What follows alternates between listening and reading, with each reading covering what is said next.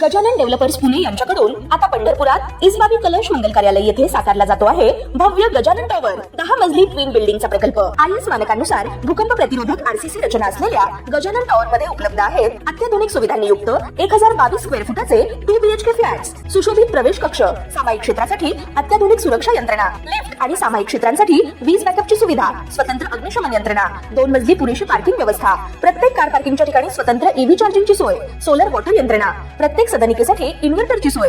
इसबाबी कलश मंगल कार्यालया शेजारी साकारल्या जात असणाऱ्या गजानन टॉवर मध्ये आजच आपला हक्काचा आणि आधुनिक सुविधांनी परिपूर्ण अलिशान फ्रीसाठी संपर्क क्रमांक 7676700025। ताज्या घडामोडी पाहण्यासाठी आमच्या YouTube चॅनलवरील PVR म्हणजेच पंढरी वार्ता या न्यूजला सबस्क्राइब करा आणि शेजारील बेल आयकॉनवर क्लिक करा। पंढरपूर येथील भव्य नामसंकीर्तन सभागृहाचे नाट्यगृहाचे 90% काम पूर्ण झालं असून उर्वरित 10% काम पूर्ण करण्यासाठी 22 कोटी रुपयांचा निधी मंजूर करावा अशी मागणी माजी आमदार प्रशांत परिचारक यांनी मुख्यमंत्री श्री देवेंद्रजी फडणवीस यांच्याकडे केली आहे। या मागणीवर मुख्यमंत्री महोदयांनी अत्यंत सकारात्मकता दर्शवली असून हा निधी लवकरच उपलब्ध करून देण्याचं आश्वासन दिलंय।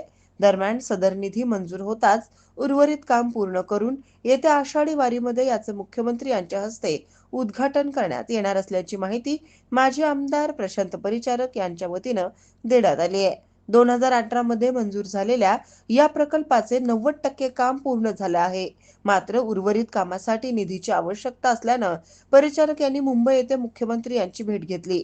वैशिष्ट्यपूर्ण योजनेअंतर्गत हा 22 कोटींचा निधी मार्च अखेरपर्यंत मंजूर करावा अशी आग्रही मागणी यावेळी करण्यात आली।